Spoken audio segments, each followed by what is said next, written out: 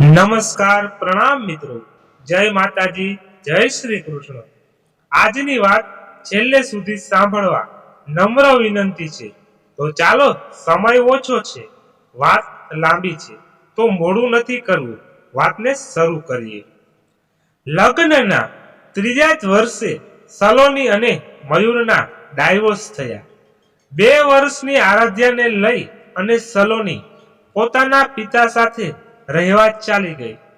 મયુર પૈસાની દ્રષ્ટિએ સધર હતો, પણ વિચારોમાં પૈસાનું અભિમાન, સંબંધો નિભાવવામાં કાચા પડેલા અને રૂપિયાની લાલચમાં અંધ બનેલા મયુરે પોતાની 2 વર્ષની આરાધ્યાની પણ ચિંતા ન કરી તો પોતાની પત્ની સલોનીને કેવી રીતે સાચવી શકવાનો. રોજ રાત્રે અંગ્રેજી દારૂ પી અને ઘરમાં આવે, વગર વાંકે સલોનીને માર મારે.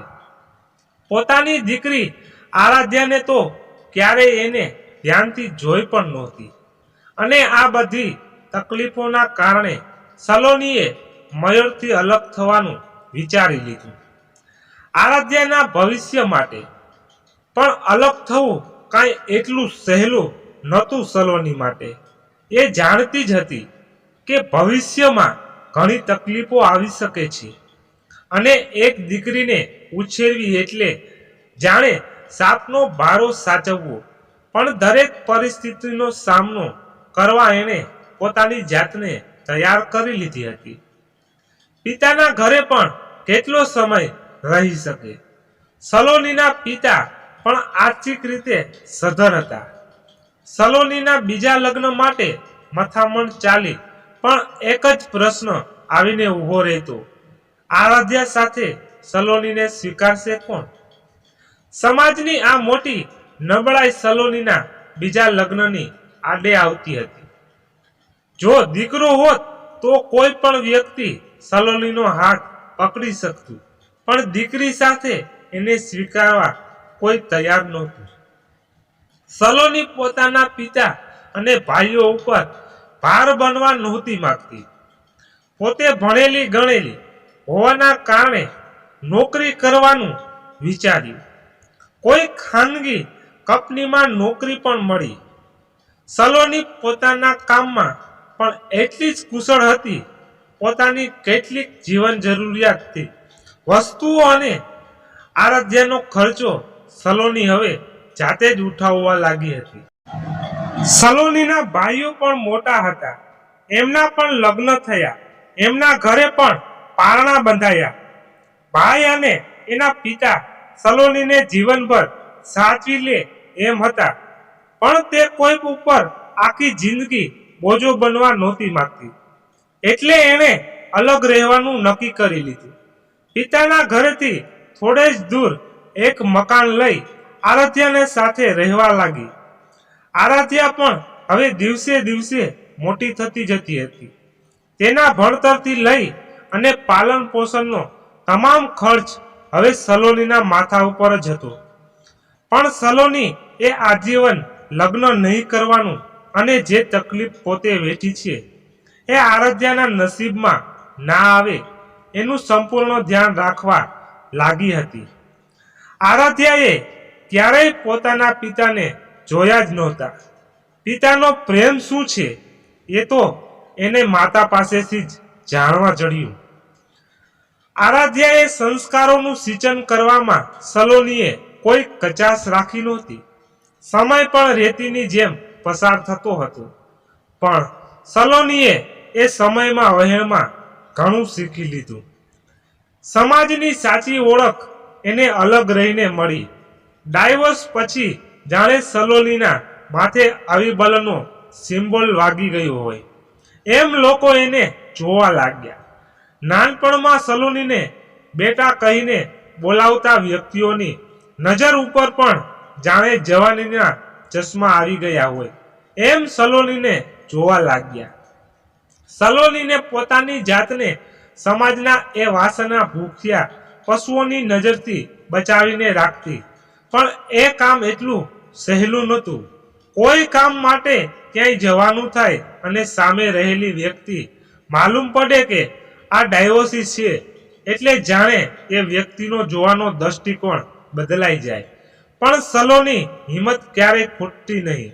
દરેક પ્રશ્નનો જવાબ એની પાસે મળી જતો.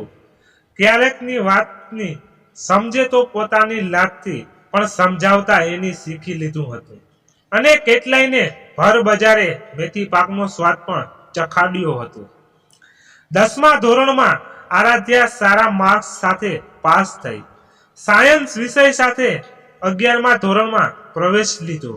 ડોક્ટર બનવાનું સપનું આરાધ્યાએ જોયું હતું અને એને પૂર્ણ કરવાનું કામ સલોનીએ કરવાનું હતું. એ માટે સલોની તમામ મહેનત કરતી હતી. કંપનીના ફિલવટ માટે એ દરેક પરિસ્થિતિમાં પણ બિંદાસ નીકળતી જ હતી. કોઈ પણ ઋતુ હોય એ પોતાના કામમાં ક્યારેય કચાશ રાખતી નહોતી. એક સારી રીતે પોતાનું જીવન જીવી શકે એ માટેની તમામ વસ્તુઓ સલોનીએ વસાવી હતી. આરાધ્યાને પણ ક્યારેય કોઈ વસ્તુની કચાશ રાખી નહોતી. એના બધા જ મોજ શોખ સલોનીએ હર્ષભેર પૂરા કર્યા. મયુરને છોડ્યાના આટલા વર્ષો વીત્યા હોવા છતાં પણ ક્યારેય એને સલોનીએ કે આરાધ્યાને ખબર લીધી નહોતી. છતાં પણ ક્યારેય સલોનીએ વાતની ફિકર કરી નહીં. પોતે હવે જે છે એમાં જ ખુશ રહેવાનું માની લીધું.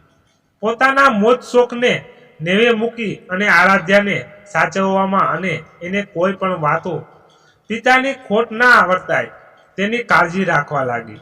આરાધ્યા પણ ખૂબ જ સમજદાર હતી. એણે કોઈ દિવસ સલોનીને દુઃખ થાય એવી વાત કે ખોટી જીદ કરી નહીં.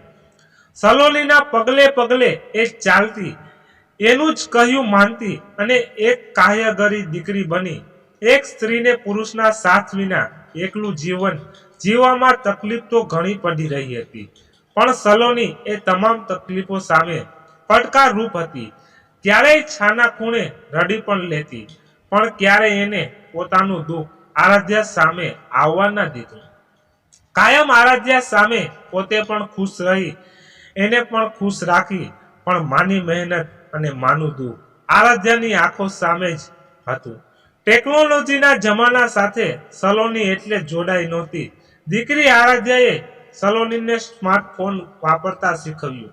સોશિયલ મીડિયામાં માધ્યમ દ્વારા સલોની ઘણી સારી વાતો વાંચવા લાગી અને એને રસ પણ જાગવા લાગ્યો. પણ મિત્રો બનવામાં એ બહુ માનતી નહીં, કારણ કે આ જમાનામાં લોકો વિચાર અને જોવાની દ્રષ્ટિથી સંપૂર્ણ રીતે પરિચિત હતી. માટે પોતાના કામ સાથે મતલબ રાખતી. અસલ જીવનમાં પણ અલગ રહેવા છતાં પોતાના પરિવારને શરમથી માચું નીચું કરવું પડે એવું કોઈ કામ કર્યું નહીં અને સદાય પરિસ્થિતિઓનો સામનો કર્યો. ક્યારેય પોતાની જાતને સમાજની નજરોમાં એક સ્ત્રી હોવા છતાં લાચાર સમજી નહીં. પ્રેમ શબ્દ સાથે સલોનીને છત્રીનો આંકડો હતો. પ્રેમ એટલે આરાધ્યા જ સમજી. બીજા કોઈને પ્રેમની એણે ક્યારેય આશા પણ રાખી નહોતી. સલોની પોતાના એક આદર્શ હતી અને પોતે કરેલી દિવસ રાતની મહેનત અને કઠોર પરિશ્રમ પોતાની દીકરી આરાધ્યાથી હતો. માટે આરાધ્યા માટે પણ સલોની એક રોલ મોડલ બની હતી. પણ આરાધ્યાની વધતી જતી ઉંમર સાથે સલોનીની ચિંતા પણ વધતી જતી હતી. હવે ગણ્યા ગાંઠ્યા વર્ષોમાં આરાધ્યાના લગ્ન કરાવવા પડશે. પછી આ પ્રશ્ન સલોનીને અંદર ને અંદર કોરી ખાતો હતો. પણ પોતાની જાતને દરેક પરિસ્થિતિમાં સાચવવાનું એ જાણતી હતી. ફેસબુકમાં સલોનીને એક વ્યક્તિની વાતો પસંદ આવી, શેખર. તે ખૂબ સારું લખતો હતો. એની વાતોને લઈ સલોનીને શેખર ઉપર વિશ્વાસ જેવું લાગ્યું અને પહેલી ફ્રેન્ડ રિક્વેસ્ટ એને મોકલી. શેખર ઘણા મિત્રો વચ્ચે ઘેરાયેલો માણસ હતો. સલોનીને શેખરને મેસેજ કરતી, પણ શેખર માત્ર વાત પૂરતો જ જવાબ આપતો. થોડા દિવસ આમ જ ચાલ્યા કર્યું. પણ એક દિવસ શેખરે થોડી વધુ વાતો કરી. સલોનીના જીવન વિશે શેખરે જાણ્યું. ત્યારબાદ હવે નિયમિત વાતો થવા લાગી. પણ સલોનીને કે શેખરના મનમાં કોઈ બીજો ભાવ નહોતું. માત્ર એક સારા મિત્રો તરીકે બંને રોજ વાતો કરતા. પણ રોજની વાતો એ બંનેના મનમાં ક્યારેય એક જુદા પ્રકારની લાગણીને જન્મ આપ્યો એ ખબર જ ના રહી. શેખર સલોની કરતા ઉંમરમાં નાનો હતો, પણ પ્રેમને ક્યાં ઉંમર નડે. સલોની શેખરના જીવન વિશે બહુ જાણતી નહીં અને ક્યારેય એને તેની અંગત લાઈફ વિશે પૂછ્યું પણ નહીં. રોજ રોજ શેખર એક નવી રીતે સલોની સામે આવતો. એના કારણે સલોની રહસ્યમય માણસ એવું નામ શેખરને આપ્યું.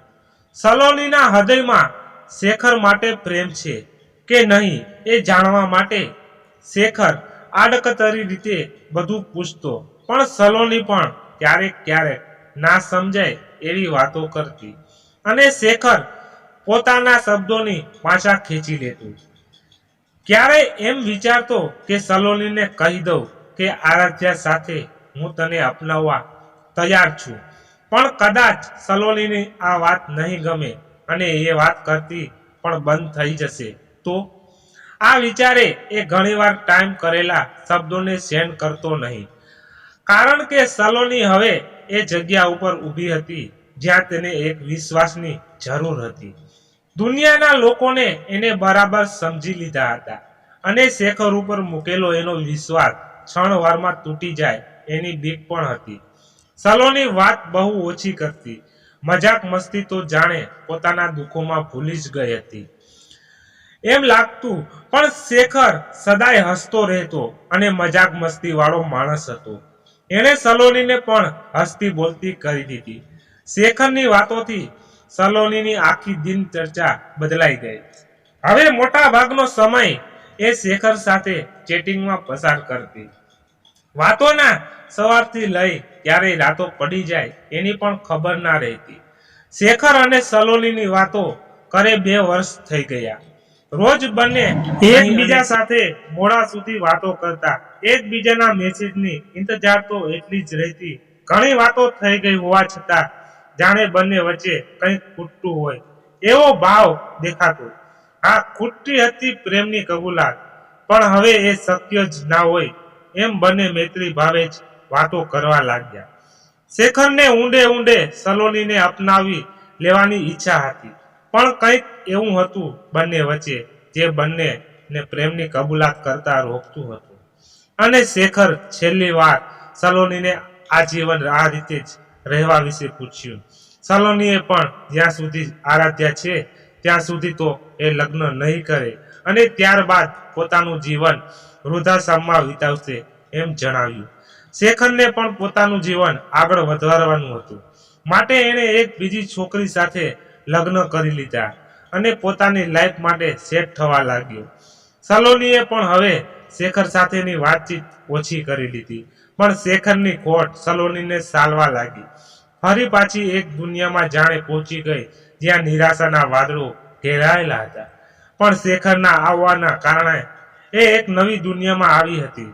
ખરા અર્થમાં એને જીવન જેવું લાગવા લાગ્યું હતું, પણ શેખરના લગ્ન બાદ જાણે એ તૂટી ગઈ.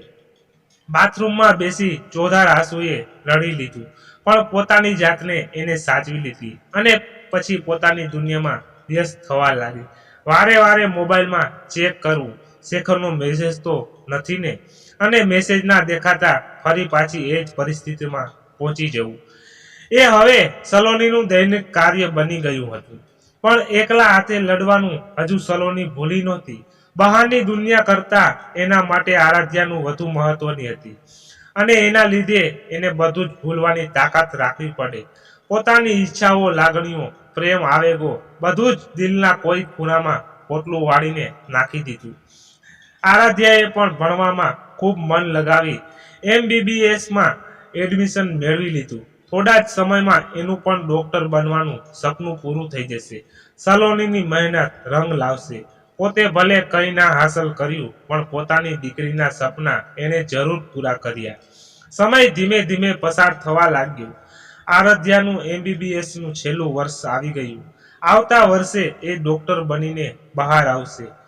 એની ખુશીમાં સલોની ચહેરા પર રોનક વધી ગઈ હતી, પણ બીજું એક દુઃખ અંદરની અંદર કોરી ખાતું હતું. આરાધ્યા મોટી થઈ રહી હતી, કેટલાય છોકરાઓના માગા આવતા હતા, પણ સલોની આરાધ્યાના ભણતરનું બહાનું કાઢી અને એ વાતોને જવા દેતી. પણ હવે આરાધ્યા ભણવાનું પણ પૂરું થવાનું હતું, એટલે કોઈ સારું ઘર જોઈ એના હાથ પીળા કરવા પડે એમ જ હતું. ત્યારબાદ સલોની એકલી પડી જવાની હતી. આરાધ્યાની વિદાય બાદ સલોની પોતાની જાતને કેવી રીતે સાચવશે ચિંતા ખોરી ખાતી હતી. અત્યાર સુધી આરાધ્યા જીવવાનું કારણ બની હતી, પણ હવે કોના માટે જીવીશ છે એ પ્રશ્ન સલોની માટે એક ચિંતાનો વિષય હતો. બીજી તરફ શેખરનું પણ લગ્ન જીવન સુખી નહોતું. બંને વચ્ચે અવારનવાર નાની નાની બાબતોમાં ખટપટ ચાલ્યા કરતી હતી. શેખરની પત્ની પૂર્વીને કોઈ વાતે સંતોષ હતો નહીં. શેખર કંઈ પણ કામ કરે એમાં દાખલ અંદાજી કર્યા કરે, અને એમાં પણ શેખરની આર્થિક પરિસ્થિતિ સારી નહોતી, અને પૂર્વીએ પોતાના પિયર પક્ષમાં સુખ સાહેબી ભર્યું જીવન વિતાવ્યું હતું, જે શેખરના ઘરે તેને મળી શકે એમ નહોતું. એના કારણે પૂર્વીને શેખર પ્રત્યે માન નહોતું, છતાં શેખર ચલાવી લેવાની ભાવનાવાળો વ્યક્તિ હતો. પૂર્વીને કેટલી બાબતોને એ નજરઅંદાજ કરી દેતો, પણ કેટલો સમય, લગ્નના 5 વર્ષ વીત્યા હોવા છતાં શેખરને કોઈ સંતાન નહોતું. એ પ્રેમનો જ અભાવ હતો. શેખરના સાસરીવાળા પણ ધનિક હોવાથી વારવાર શેખરને સંભળાવી જતા, પણ શેખર મૂંગા મોં બધું સહન કરી લેતો. પૂર્વી ઘણા વાર પોતાના પિયર જતી રહે અને શેખર સમજાવી લઈ આવે. એક દિવસ નાની વાતે ઝઘડો થયો અને પૂર્વી એના પિયર ચાલી ગઈ. 3-4 દિવસ વીત્યા હશે ને 5મા દિવસે શેખરને પૂર્વીના પિતાજીએ પૂર્વીના કહેવાથી છૂટાછેડાના કાગળિયા એક વકીલને હાથે મોકલાવ્યા. શેખર આખી રાત રડતા રડતા વિચારતો રહ્યો, પણ આવી જિંદગી જીવવી એના કરતા અલગ થઈ જવું જ સારું એમ વિચારીને એણે બીજા દિવસે જ એ કાગળો પાછા મોકલી આપ્યા. શેખરના માતા પિતા પણ 3 વર્ષ પહેલા જ દુનિયા છોડીને ચાલ્યા ગયા હતા. શેખર પોતાનું એકલવાયુ જીવન જીવવા ફરી પાછો મજબૂર બની ગયો હતો. પૂર્વીના જીવનમાં આવ્યા પછી એણે ફેસબુક પણ બંધ કરી દીધું હતું, અને પોતાનો બધો સમય પોતાના કામ અને પૂર્વી પાછળ ખર્ચો, અને આજે પરિણામ એને કંઈ ના મળ્યું. ફરી પાછો એ જ એકલતા અંધકારામાં સરી પડ્યો. એ રાત્રે એણે સલોનીની ખૂબ યાદ કરી અને વિચાર્યું કે સલોનીએ જો આ કહ્યું હોત તો લગ્ન માટે આજે તો આ દિવસ ના આવતો. પણ સમય વીતી ગયા પછી ક્યાં કોઈનું ચાલે છે એમ સમજી પોતાની જાતને સાચવી લીધી અને નક્કી કરી લીધું હવે લગ્ન નથી કરવા, પોતાનું જીવન એકલા જ જીવી લેવું. આરાધ્યાનું MBBS પૂર્ણ થયું અને એ ડોક્ટર બની બહાર આવવાની સાથે એક મોટી હોસ્પિટલમાં એને જોબ પણ મળી ગઈ. સલોની એ જે સપનું આરાધ્યા માટે જોયું હતું એ આજે પૂર્ણ થઈ ગયું. આરાધ્યા જે હોસ્પિટલમાં જોબ કરતી, એના મુખ્ય ડોક્ટર મુખર્જીને આરાધ્યાના સંસ્કાર અને દેખાવના કારણે પસંદ આવી ગઈ, અને અમેરિકામાં વસતા એના ડોક્ટર દીકરા કાર્તિક માટે એની પસંદગી કરી લીધી. એક દિવસ સલોનીના ઘરે ડોક્ટર મુખર્જી અને એની પત્ની પહોંચી ગયા. આરાધ્યા હોસ્પિટલમાં જ હતી. સલોની અચાનક આવેલા મહેમાનને જોઈ આશ્ચર્યમાં પડી કે આરાધ્યાથી કોઈ ભૂલ તો નથી થઈ ને. આવકાર આપી ડોક્ટર મુખર્જી અને એમની પત્નીને બેસાડ્યા. ડોક્ટર મુખર્જીએ પોતાના દીકરા માટે આરાધ્યાનો હાથ માંગ્યો. સલોનીએ આ વાતને ખુશી થઈ, પણ એણે આરાધ્યાને પૂછી પછી પાકો જવાબ આપવાની વાત કરી. મહેમાનને રજા આપી સલોની પોતાના રૂમમાં જઈ ચોધાર આંસુ એ રડવા લાગી. પોતાની દીકરીને એક સારું ઘર મળે છે, પણ સાથે સાથે એ એની નજરોથી ઘણી દૂર ચાલી જશે એ વાત સલોનીની આંખોમાં આંસુઓનો ઉમેરો કરી રહી હતી. ડૂસકે ડૂસકે રડી લીધા બાદ તે વોશ બેસિનના અરીસા મોઢું ધોઈ જોવા લાગી અને વિચાર્યું કે હું મારા સ્વાર્થ માટે મારી દીકરીના ભવિષ્ય સાથે રમત નહીં રમું. ભલે મારું જે થવું હોય એ થાય, પણ આરાધ્યા અમેરિકા પોતાના ભવિષ્ય બનાવી શકશે, અને ડોક્ટર મુખર્જી જેવો પરિવાર કિસ્મતવાળાને જ મળે. અવારનવાર એણે ડોક્ટર મુખર્જી અને એમના દીકરા કાર્તિકની પ્રસિદ્ધિઓ છાપા અને ટીવી ઉપર નિહાળી હતી. પોતાની જાતને મક્કમ કરી. સલોની આરાધ્યાની આવવાની રાહ જોવા લાગી. આરાધ્યા તેના નિયમિત સમય ઘરે પરત આવી. સલોની પણ એના આવવાની રાહ જોઈ રહી હોય એમ સમય થતા દરવાજા પાસે ઊભી હતી. આરાધ્યાના એક્ટિવાનો અવાજ સાંભળી સલોનીએ તરત જ દરવાજો પણ ખોલી નાખ્યો. આરાધ્યાને પણ કંઈ અજુગતું લાગ્યું. નિત્યક્રમ પ્રમાણે તો આરાધ્યા ડોરબેલ વગાડે અને સલોની દરવાજો ખોલતી હતી. આ સમયે તો સલોની રસોડામાં કામકાજ કરતી હોય, પણ આજે સલોનીની આંખો ભાવ કંઈક અલગ જ દર્શાવી રહ્યા હતા. આરાધ્યા ઘરમાં આવવાની સાથે જ સલોનીને પ્રશ્નોથી બાંધવા લાગી. આરાધ્યા, કેમ મમ્મી આજે મારા આવવાની રાહ જોઈને ઊભી હતી? બધું બરાબર તો છે ને સલોની? વાત છુપાવતી હોય એ પ્રકારે. ના બેટા, એવું કંઈ નથી. આ તો આજે મેં બહાર જમવા જવાનું વિચાર્યું, કંઈ કામ નહોતું એટલે ત્યાં જ ઊભી હતી અને તારા એક્ટિવાનો અવાજ સાંભળ્યો. આરાધ્યા, કંઈક તો તું છુપાવે છે. આરાધ્યાએ હાથ પકડી અને સલોનીને સોફા ઉપર બેસાડી અને પૂછવા લાગી.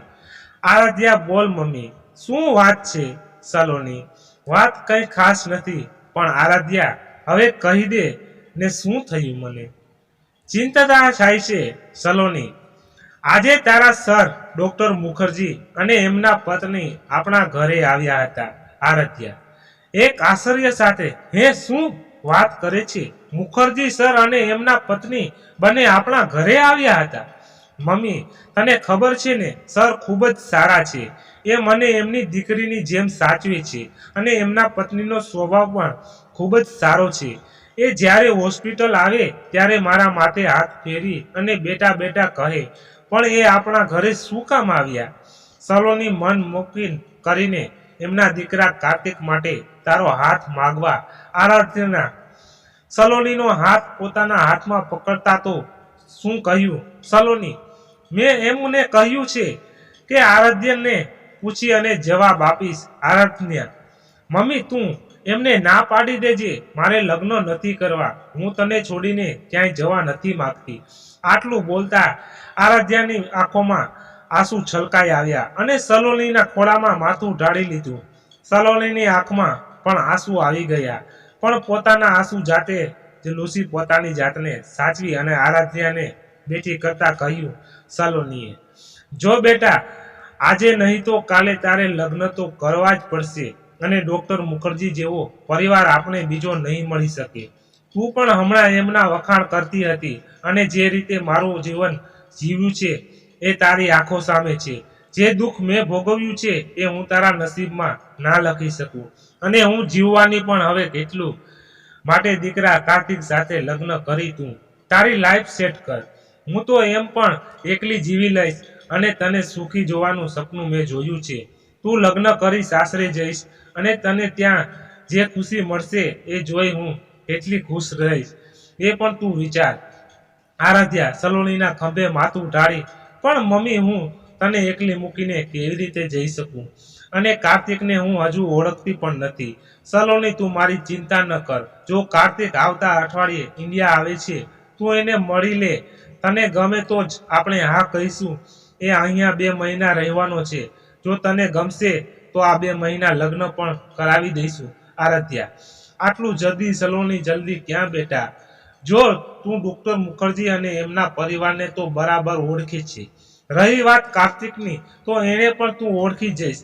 આરાધ્યાએ હાથો પાડી, પણ સલોનીને એકલા મૂકવાની ઈચ્છા નહોતી. પણ સલોનીના આશ્વાસનથી તે રાજી થઈ. રાત્રે બંને હોટલમાં જમવા ગયા. થોડા જ દિવસમાં કાર્તિક ઇન્ડિયા આવી ગયું. પરિવારની મરજીથી બંને એકબીજાને મળ્યા. કાર્તિક ભલે વિદેશમાં રહ્યો હતો, પણ સંસ્કારો ભારતના જ છલકતી હતી. ખૂબ જ વિનમ્ર અને વિવેક સ્વભાવ આરાધ્યાને પહેલી મુલાકાતમાં જ આકર્ષી ગયું. આરાધ્યા પણ કાર્તિકને ખૂબ ગમી. આરાધ્યા અને કાર્તિક એકબીજાને પસંદ કરતા હોવાથી લગ્નની તારીખ પણ નીકળી. બાદ કાર્તિક આરાધ્યાને અમેરિકા પોતાની સાથે જ લઈ જવાનું હતું. સલોની પોતાની દીકરીને સારું ઘર મળતું હોવાથી ખુશ હતી. સાથે આરાધ્યા લગ્ન કરી અમેરિકા જતી રહેશે એનું દુઃખ પણ હતું, કોરી ખાતું હતું. પણ સલોની મક્કમ દિલની વ્યક્તિ હતી. અત્યાર સુધી એણે ઘણું બધું સહન કર્યું. જો દીકરીની વિદાયનું દુઃખ અસહ્ય હોય, પણ જે થાય છે એ સારા માટે જ થાય છે, એમ વિચારીને સલોનીએ પોતાની જાતને ટકાવી રાખી. આરાધ્યાને પણ સલોનીની ચિંતા દિવસને રાત રહેતી હતી. સલોનીએ આરાધ્યાથી કોઈ વાત છુપાવી નહોતી. શેખર વિશે પણ તે જાણતી હતી અને શેખરના લગ્ન થઈ ગયા છે એ વાતની એને ખબર હતી. માટે એણે ક્યારેય શેખર સાથે વાત કરી નહોતી. પણ એક રાત્રે સૂતા સૂતા આરાધ્યાને વિચાર આવ્યો કે શેખર અંકલને એક વાત તો કરું. આજ પહેલા એને ક્યારેય શેખર સાથે વાત નહોતી કરી.